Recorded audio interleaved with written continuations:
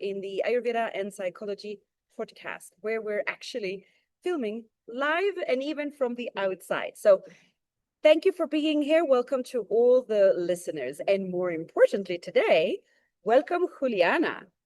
Hi, Charlotte. Thank you for having me. This is so exciting. And well, this is a great location that you found in Bogota.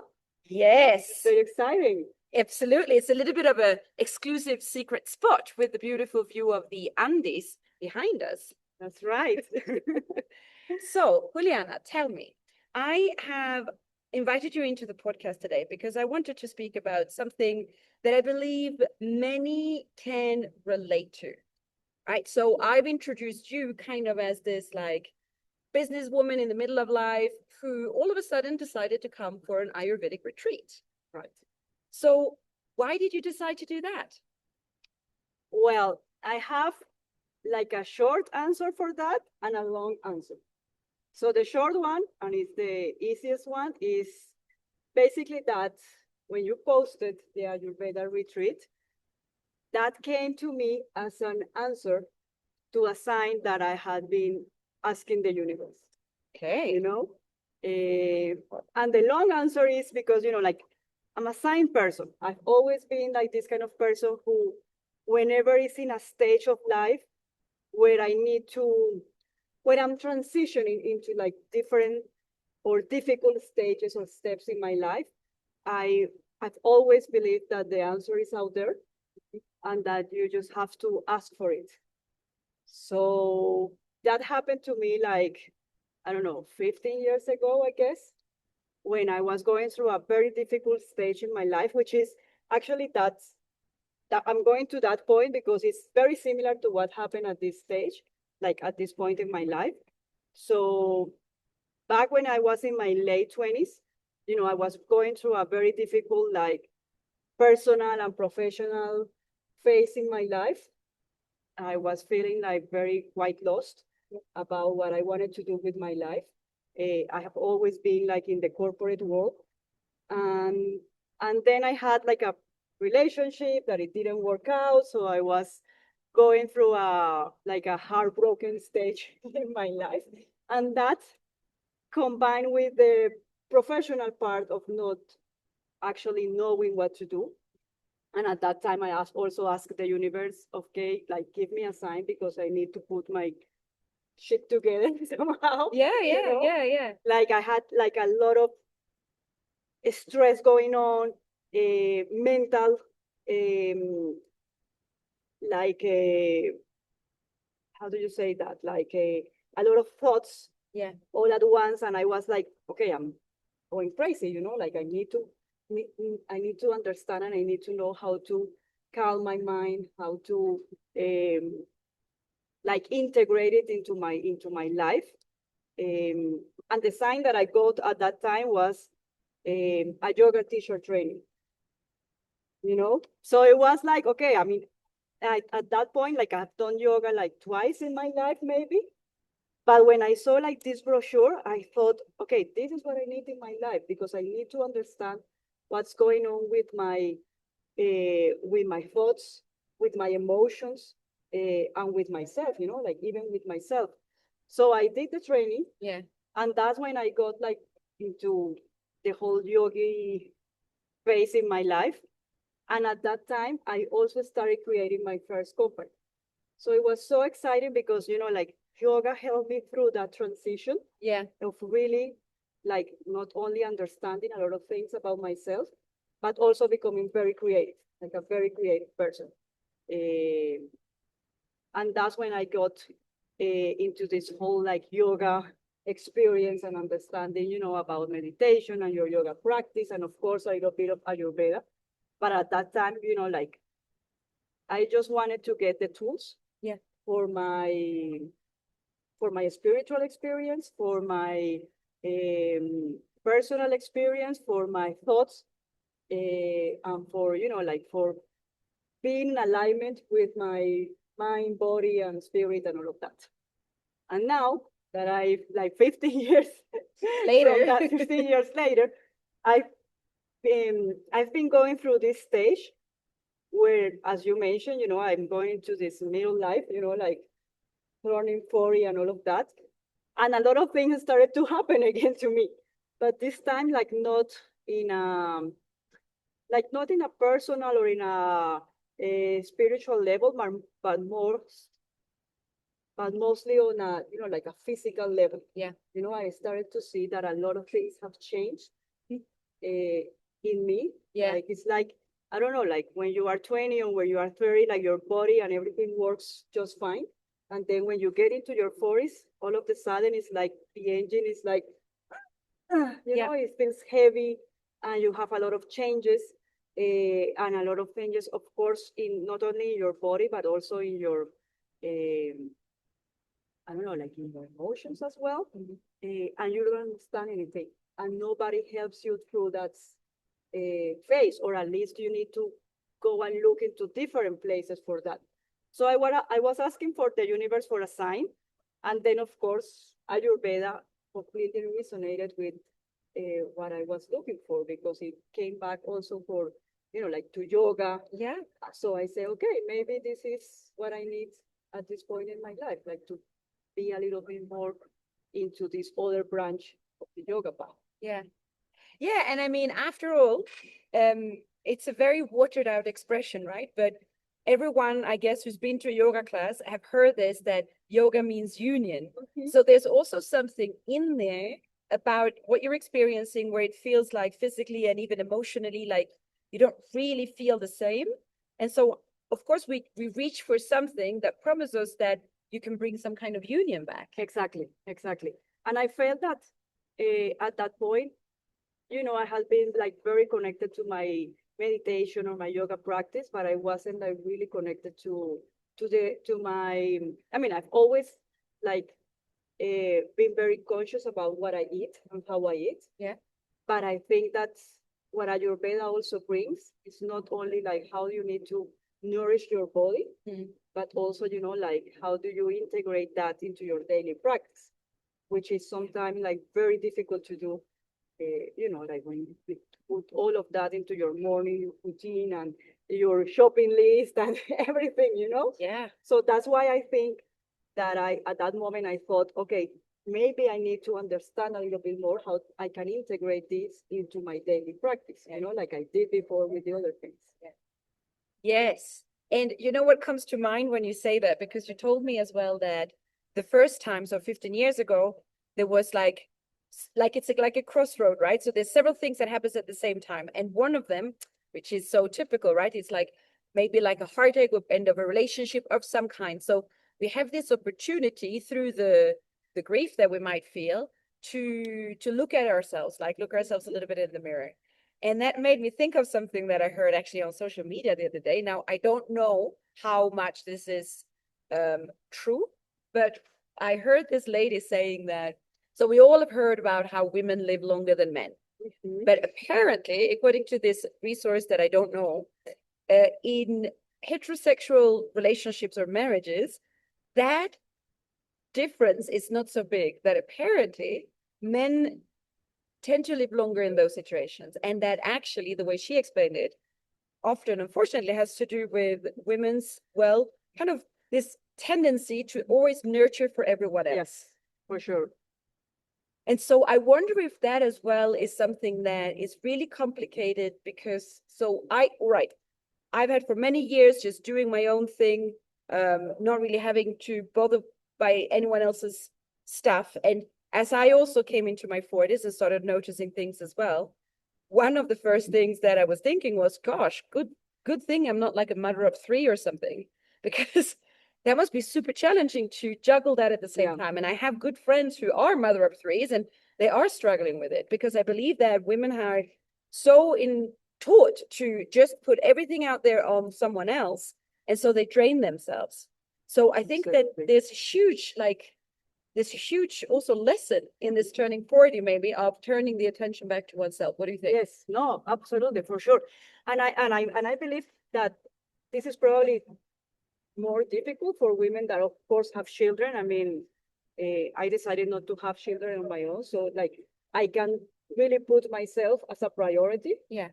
And I don't know, probably for women that have children, that's more complicated, because they have to take care of the children, the husband, the house, everything. But yeah, for sure, that's something that um,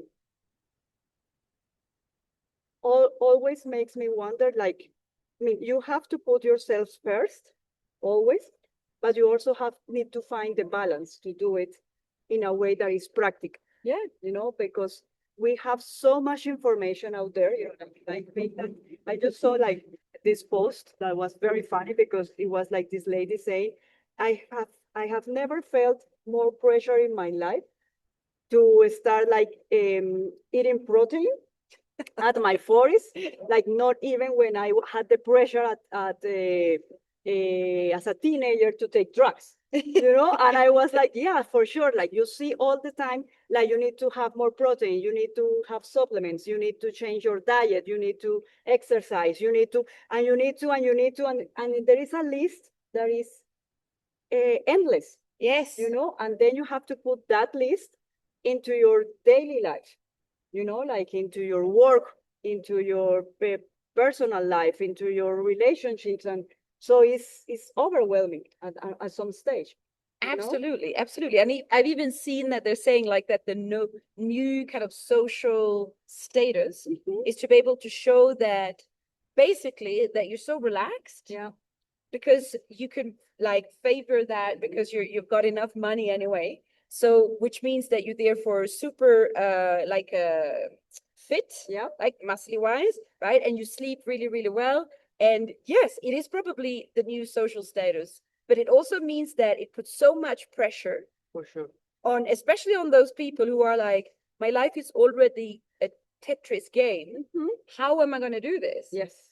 And then you feel like a failure, and then you feel exhausted because like your stress hormones are all over the place, and you don't sleep well anyway, and so on. So that is not necessarily easy to deal with. Exactly. So tell me okay, so you had now more recently this new sign, okay, so I'm going to go on this retreat, an Ayurveda retreat.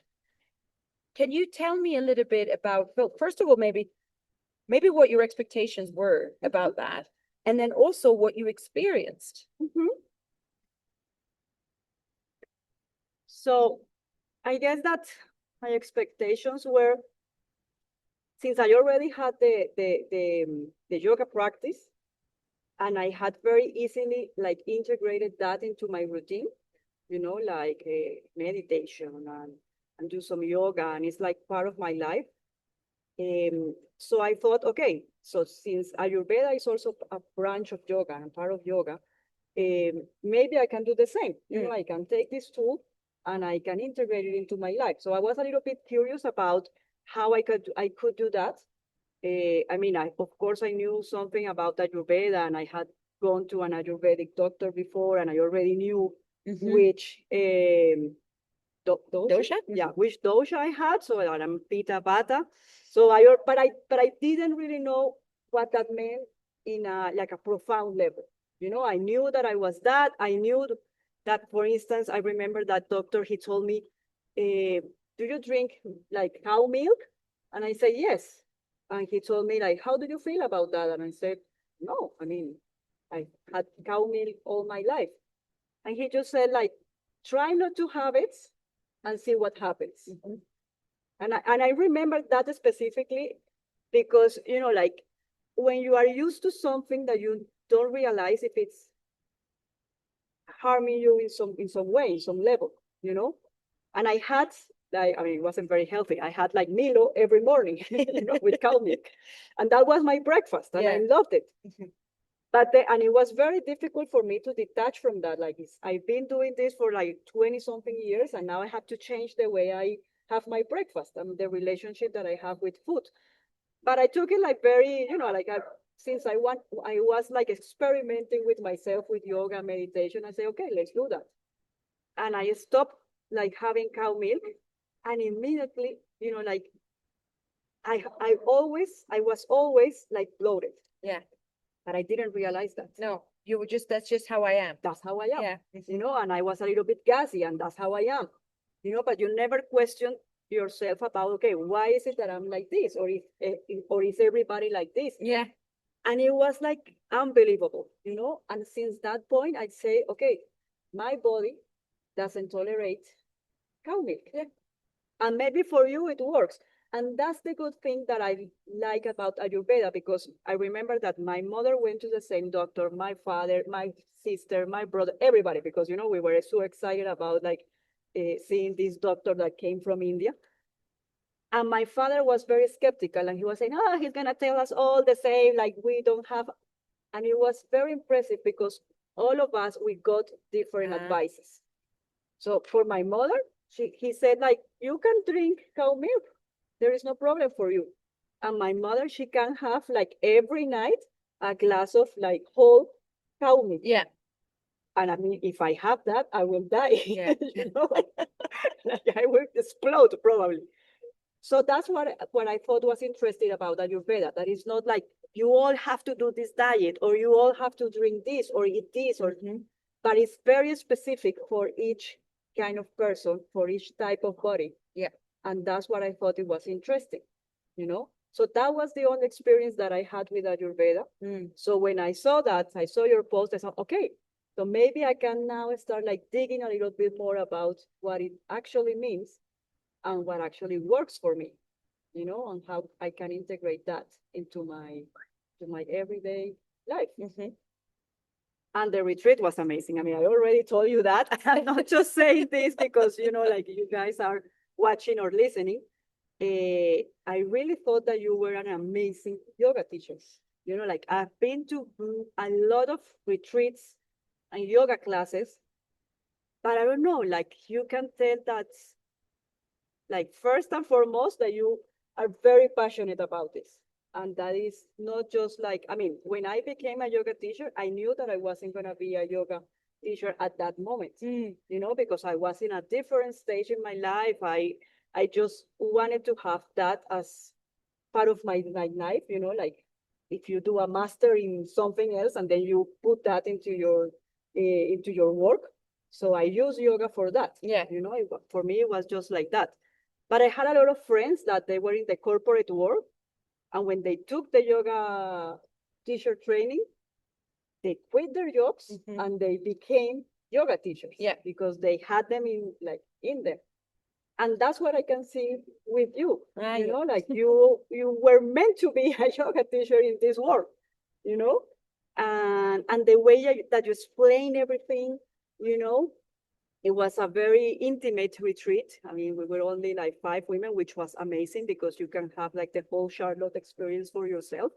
You know, like you can actually ask questions and you were like immediately, like first you prepare the whole experience in the most beautiful way, you know, because it wasn't just about going to a retreat and do your practice and your meditation, but it was how you can nourish yourself with the food, you know, like this very nice Ayurvedic food. And it was like a very good way of showing us that it was simple to do it, that you can do it in your breakfast, that you can do it in your lunch, that you can do it in your dinner, and that is a very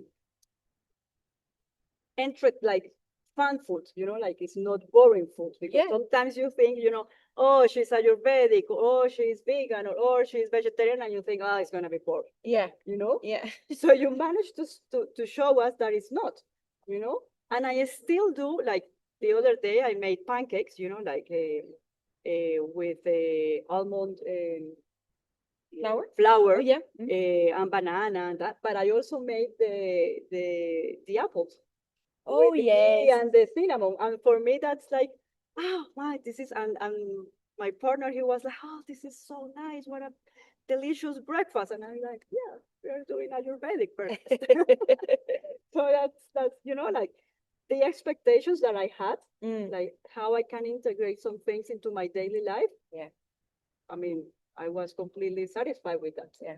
You know, and even though it was like a very short retreat. I mean, and you know, at the end we said that we could be there like forever with you, you know. Why do we have to leave now? I mean, it was amazing waking up early, doing our yoga practice, then our meditation, then have this amazing breakfast that was very like comforting. Then, you know, we have some time to relax, and so on, you know, and you say, "Ah, if I could do it, if I could do this like every day, I will be in heaven." And I think that's the real, you know, success in life. Yeah. You can actually Yes. like, you know, like live your life as if you were in a retreat.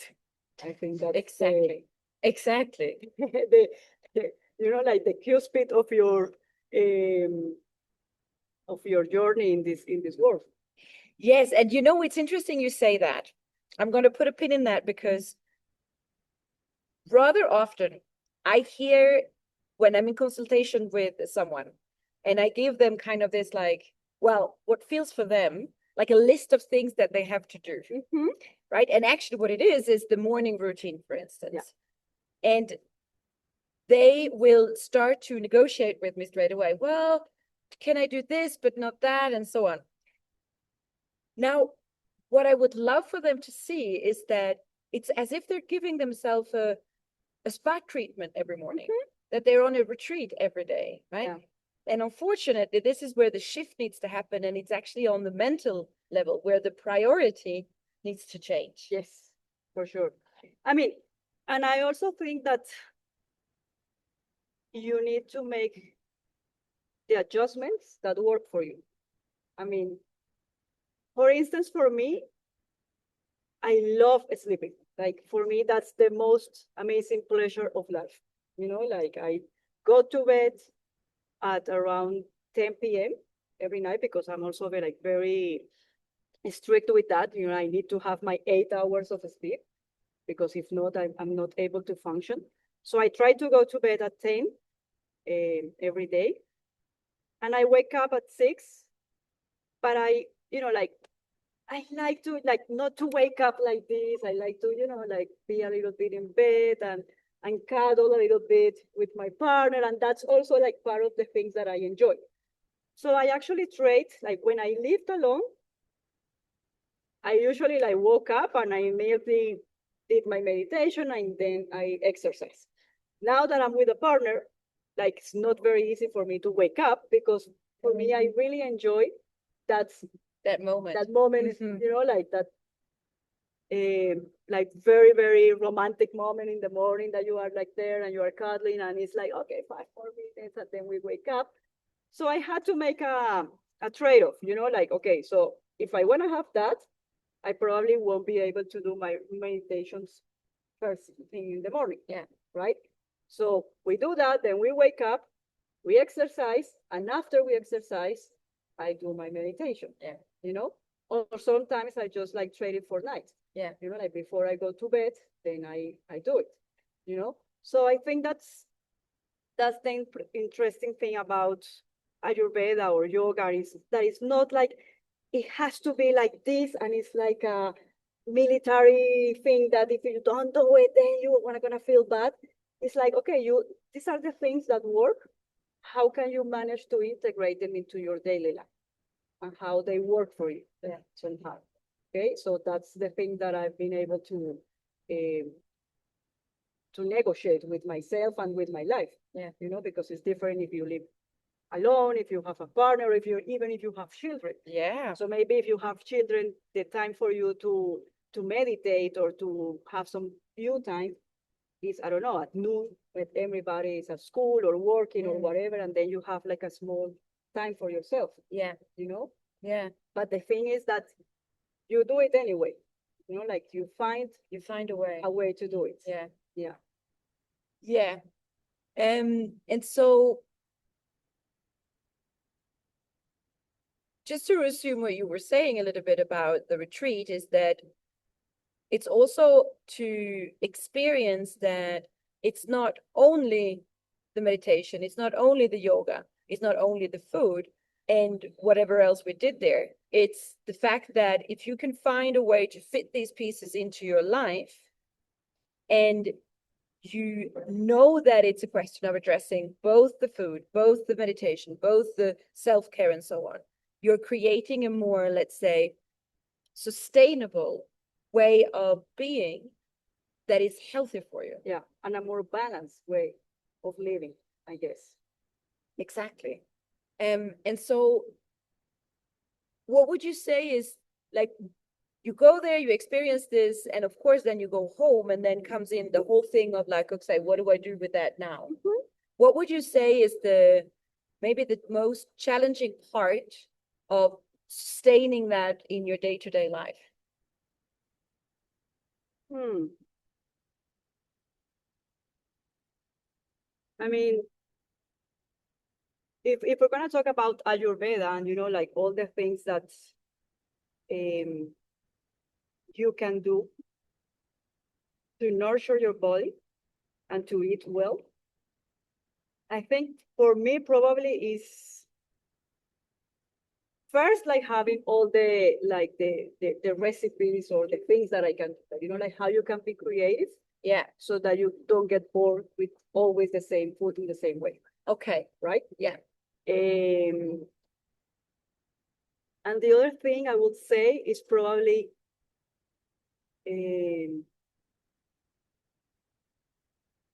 no, I think that would probably be it because like there is a good thing of living here in Colombia is that you can find like all the time, all the year long, like all the fruits and vegetables and things that you need. Yeah. So that's not the problem. I'm finding the right ingredients, probably not the problem. But maybe having the time to do it, Yeah. like in a way that is easy for you. I like to every day like think about what we are gonna eat at home and look at different like recipe books and try to be um, try to find different like things to eat. Like sometimes you get like super bored at home. Like you have like that Mondays you have like beans and Tuesday you have meat and then like, it's always like the same menus every week. So we try to be like very creative and to be diverse in the way that we eat.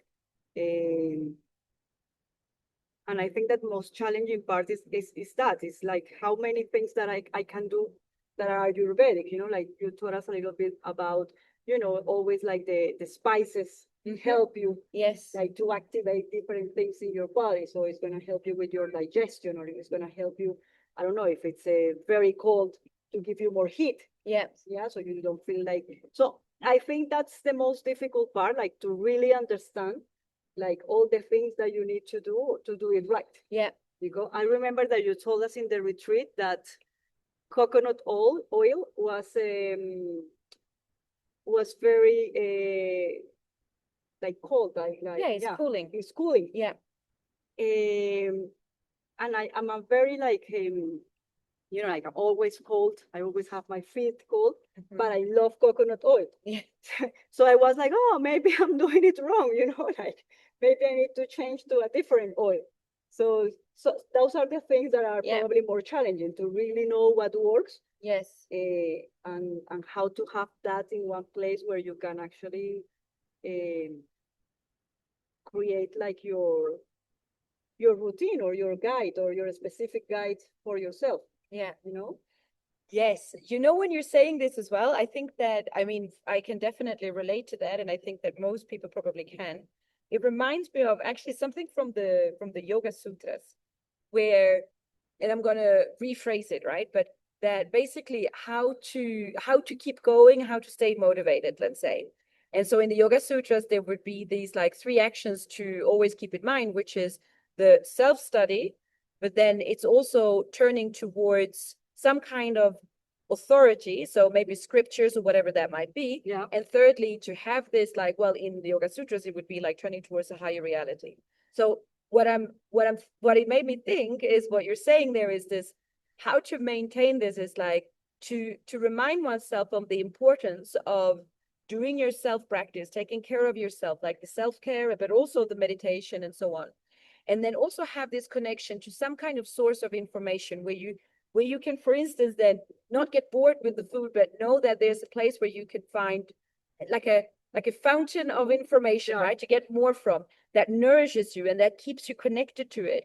And thirdly, there's also, well, like higher reality, or simply the fact that there is some kind of connection, which can be either that connection can be through your own practice of spirituality, but also the fact that if there's community, that there's like-minded people. And this is something that I always put such an emphasis on because, well, clearly, in order to remember sometimes why we do something, it is a very good way to have like a mirror, other people in front of us who reminds of us of why we are doing it. Right, right. Yeah.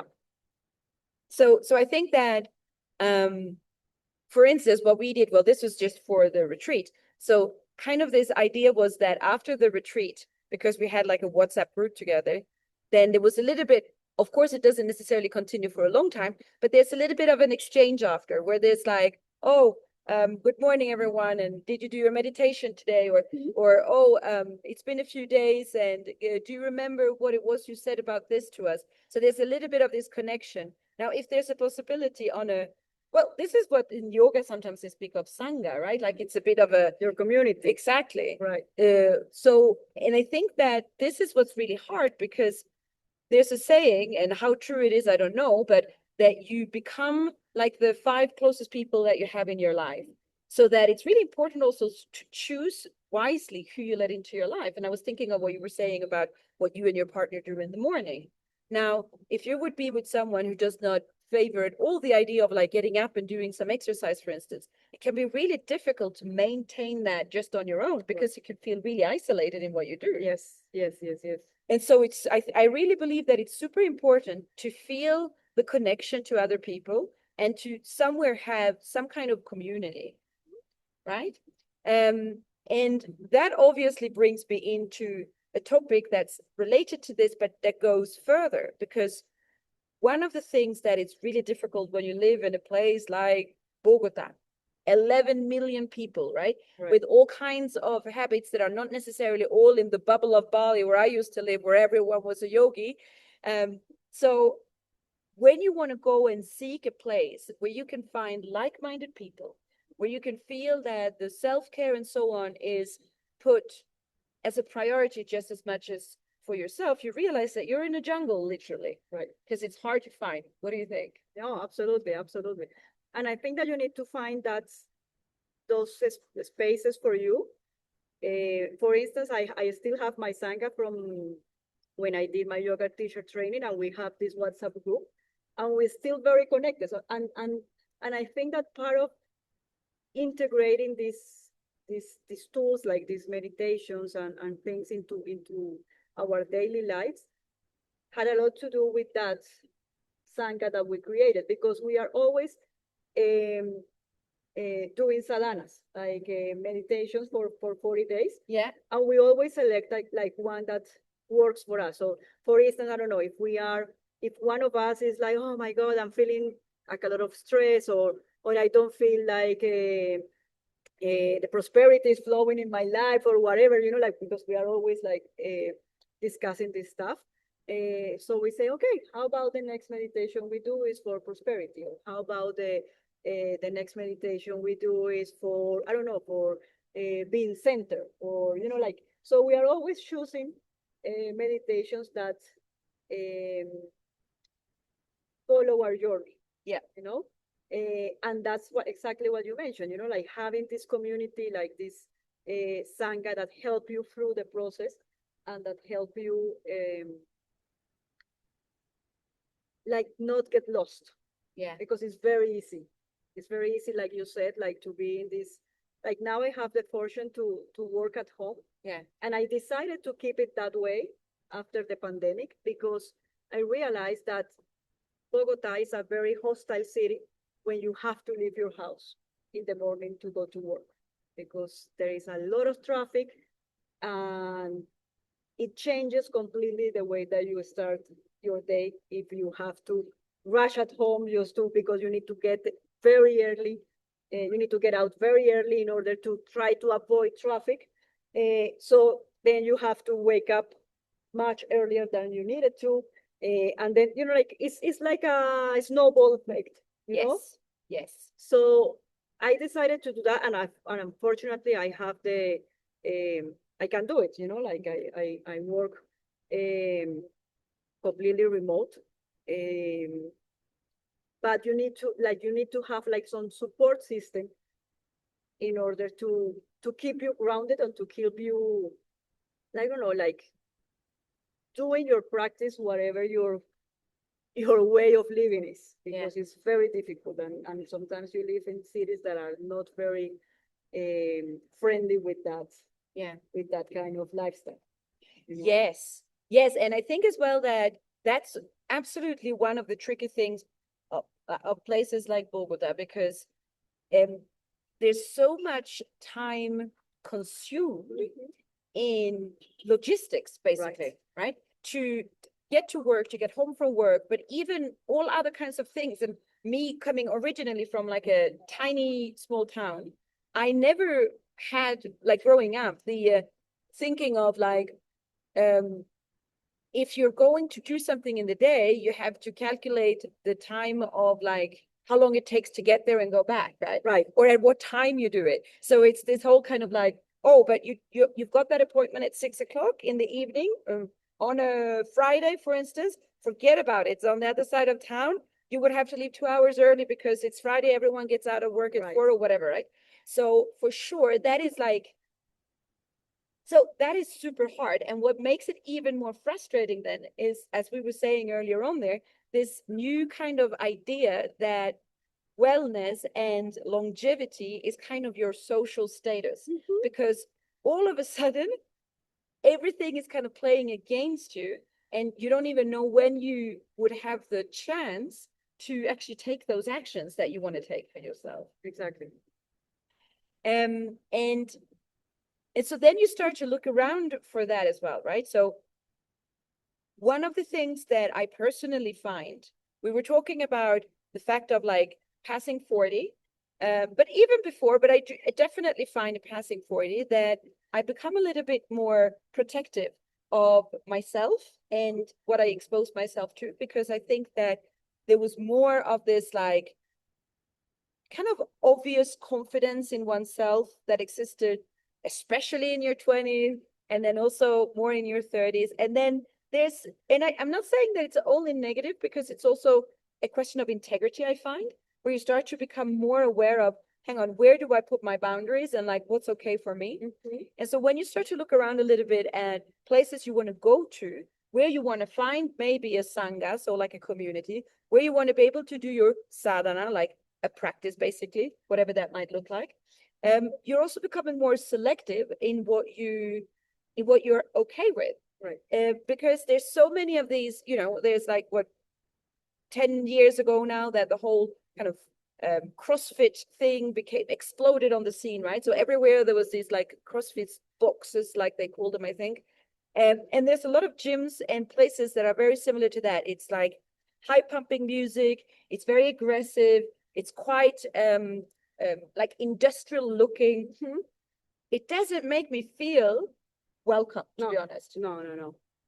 And as particularly, I hate gyms because of that. I mean, for instance, like I cannot do exercise with music, because for me, like exercising is kind of a meditation, and I want to be present with, okay, how am I feeling in this exercise? Am I doing it right? Am I doing it wrong? I mean, kind of like what you do with yoga, like yoga is not about like doing headstand. It's about, like how does your body feel in one particular position? Like, okay, I'm not stretching. I'm not good at stretching today, or I'm not feeling balanced, and I cannot do this like balanced posture. It's like a little bit more about understanding what the posture is telling you than actually doing it right. Yeah. Like doing it for the photo. And I took that from yoga. And for me, exercise is kind of the same. Yeah. Even if I'm doing weights, or if I'm doing like, I don't know, like hip thrust or whatever, it's like, it's my time, and I don't want to have any distraction with music, or, or even in the gym, like with this guy over here that is pumping up, or this girl that is taking pictures for her social media. So first of all, like I do exercise at home. Yeah. I have a personal trainer, and sometimes we go to the park.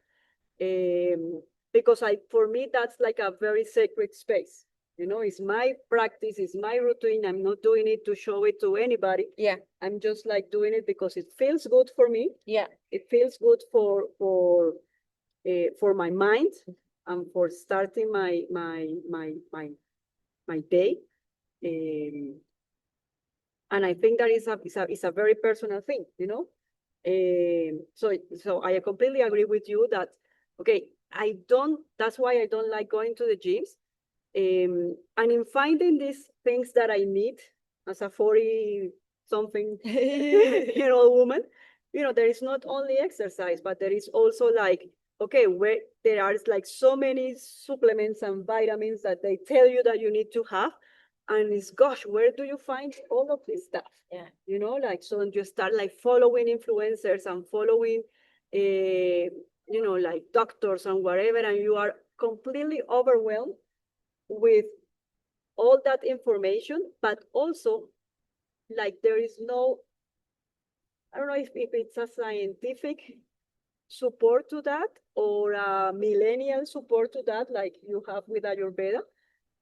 Because sometimes you say, okay, if I start like taking all the things that they tell me I need to have, you know, like I'm gonna spend my whole day like having vitamins instead of food, you know, like because so that is so overwhelming that I'm like at this time I'm like, okay, I really need to illustrate myself about what are the things that are really, really important because I mean, you cannot believe everything that you see on social media. Oh, for sure. Right? Because it becomes a trend, and then you follow that trend, and there is not, like I said, like no scientific support to that. Yeah. You know, so that's why I like Ayurveda, and that's why I think that probably there should be like a way that you can have like all this information that is not only about food but also supplements, but also how to exercise or how to do it in a way that is good for you. Yes. Yeah, not what is good for that influencer or for that person, but what is good for you because you really know and understand your body and yourself, you know? Yeah, and what you were saying there about social media, one of the things that I find so confusing with it as well is that often these so often these influencers, let's say that at least they're in the same age range as you, then they might be some kind of like high level athlete and Right. and you're kind of like, okay, so should I adopt what they're saying for me, or like this trend of like lifting heavier weights, right? That it's important for women to do strength training and all of that, and I agree and I do it and so on. But you also have to start somewhere, right? Because you're not going to give, I don't know, a 60-year-old who's never lifted a weight in their life and say to them, oh, don't lift those light ones. That's not going to do anything for you. They're going to break their hip if they're going to lift a 10 kilo one or a 15 kilo one. So it's also this like, first and foremost, like the person speaking to you, are they speaking to you or are they speaking to people like them? Exactly. And then you have the ones who are like 25 and they're like, oh, and I don't put anything on my skin. And they're like, yeah, well, I'm 15 years older than you or 10 years older than you or whatever. Like, can I really relate to that? So I find that it's actually really challenging as well to like, who is this person talking to? Yeah. Are they talking to people like them? Because maybe I'm not like them. Right. And you know what is very dangerous, what you mentioned? Because, you know, like, I guess you and me, we were, because of yoga or some other things, I've always been very sporty. You know, I love sports since school, since university, so I've always been very active. But I have friends that have never done anything in their lives. Yeah. You know, like they are like this, you know, like they don't like to exercise, even my mom. Yeah. You know? And it's very dangerous if you start like watching all of this without like really informing yourself because right, so you have never done anything in your life and then all of a sudden you have to start like lifting weights and you need to start like having protein and you need to start like having the creatine and all of this. Yes. But it needs to, I mean, it's not just like you have your creatine every morning. mean, you need to do some exercise Yeah. actually for it to activate and work. Yes. So it's very dangerous if you are only like transitioning your perimenopause or menopause or whatever with the information that you have on social media, Yes. and if you only go to one source, like you need to be able to have a holistic view on yourself Yeah. in order to see what's actually good for you and what actually works for you. Yeah. Yes, absolutely. So, okay, so what would like what is missing out there? Because between then the these gyms that feels very like the bro culture, right? Where we just feel a little bit like intimidated to even go in. Or between the I don't know, the yoga studios where you have the girls who are basically always with their girls or boys as well, sorry, by the way, but with their phone filming them during the practice because they need it for their social media. Right. So you don't really feel like that feels great either. In this jungle of all of these things, what would be ideal? What's missing? What do we need? Oh, well, so many things because like you said, like, okay, you start feeling like you need to exercise in a different way. Like, okay, I've always exercised, but now you need to exercise more for your 40s or for your elderly years, right? So that you need to build more muscle. So there is the exercise part. And where do you go for that? As you said, to a gym or to a Pilates studio or to a yoga studio if you want to do yoga for exercising, like so many people do. Then you need to change the way, like your eating habits. Yeah. Somehow. Like you need to start like, okay, you need to have more nutrients into your diet, or you need to have more fiber because your digestive system that like doesn't work the same way when you were 20. So you need to understand that. And usually when we need to when we need to talk about nutrition, what we do is we go to a traditional doctor, like a nutritionist. Yeah. And I've gone to nutritionists, and I find that they are a little bit by the book. Okay, so you are in your 40s, this is the kind of diet that you need to have. And I've tried that, and I've seen that that doesn't work for me because they don't know what my body type is. Yeah. Like exactly how my body functions. And if they do, if they they give the same, like, how do you say that? Is the recipe, no, the formula. If they gave the same formula to everybody, so the chances that it works for, I don't know, 1 out of 10, maybe. I don't know the statistics, but so that's why I don't like to go to like traditional medicine. Yeah. Because I feel like it's like a production line. Yeah. It's like a mold. Yeah, You need to fit into everything that. is the same.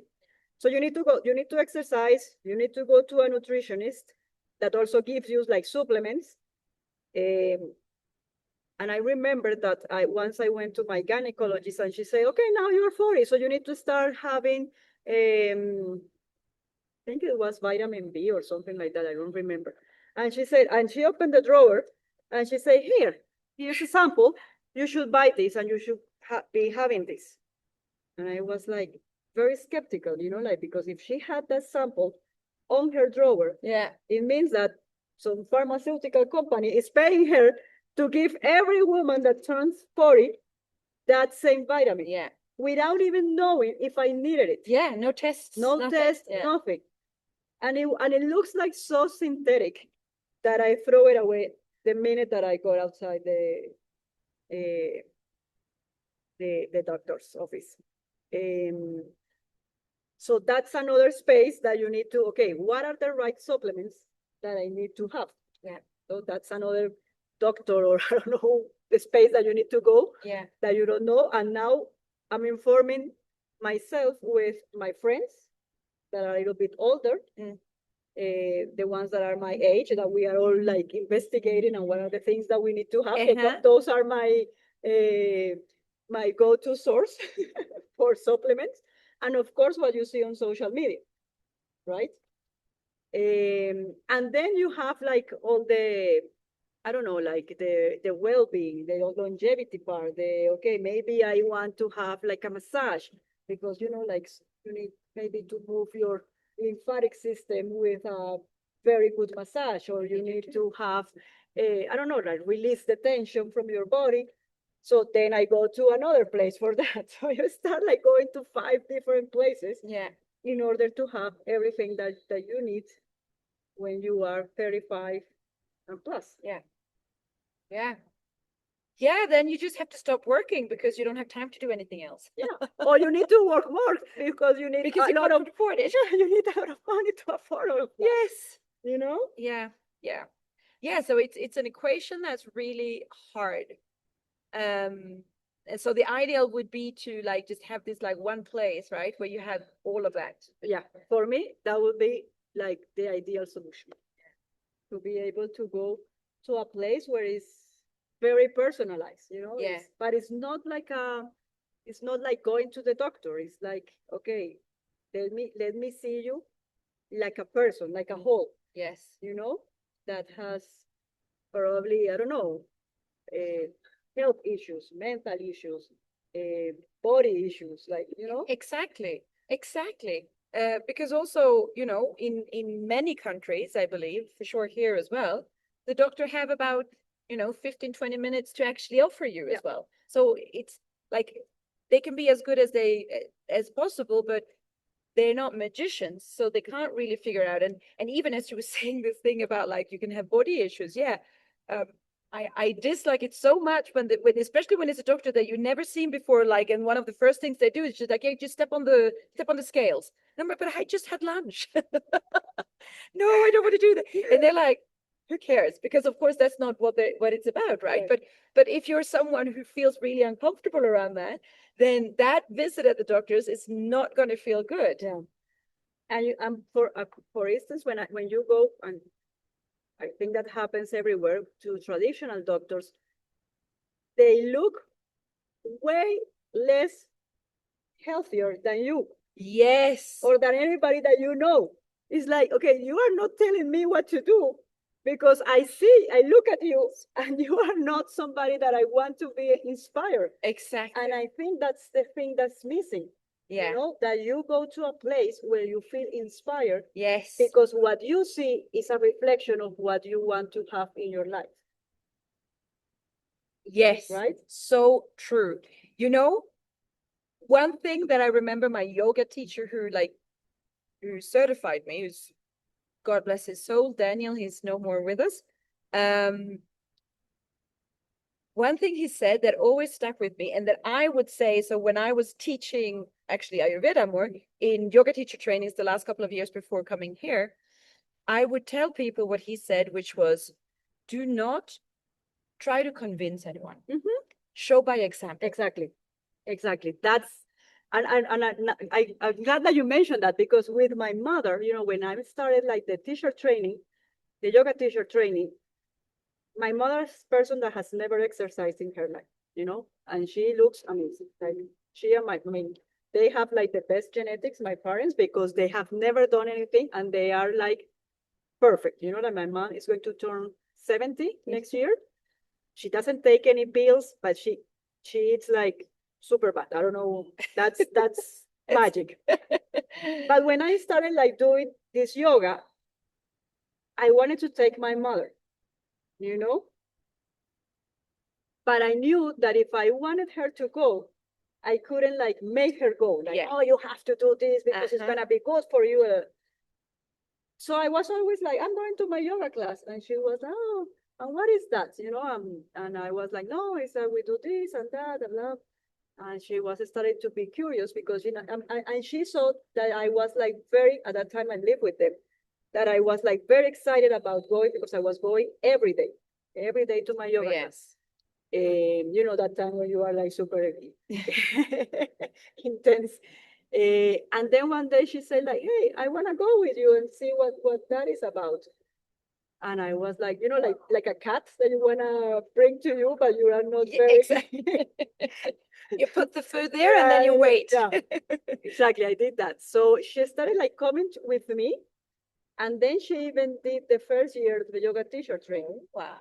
even though she wasn't going to become, but and she was very excited about, like all the learnings from this, because we did Kundalini yoga. Yes. So she was very excited about all these like Kundalini, like teachings that Yogi Bayan gave. And she was very curious, even though she's very Catholic. And she was like, oh, but this is, it's very similar, and it's that, and that. And that was exactly what you mentioned, like by example, my mother decided to go to yoga, and she did that for, I don't know, like 7 years. Okay, so to resume, it would be great to find a place that not only actually offered a whole range of, let's say, practices. So we don't have to go and check with the nutritionist and go and check with the yoga or check with the trainer or whatever that means, that you could have that kind of collected, because then they would also know about you. So they also know what works for you, right? That you're being seen by someone, that you're being heard. But more importantly, you would want to go there and feel that what you see, this is where I want to go, right? And no one's trying to push you into anything. They're just saying, well, come and join us and see if you will feel good here too, because we're the proof. Right. Yeah. And that you also like have a community that supports you in that journey. Exactly, because then that can also be like, oh, that would be great. Like a place where you could also feel that you can go there, even if you don't have like an appointment with that doctor or whatever, who's ever there, right? But because there's something there that just attracts you to it, and there's also like-minded people, because community is so important, right? Right. I think that we've got our work cut out for us. Huh? I think we've got something to work with there. Right. All right. Thank you everyone for listening. Thank you, Juliana, so Thank much you, for being Charlotte, here. for having me.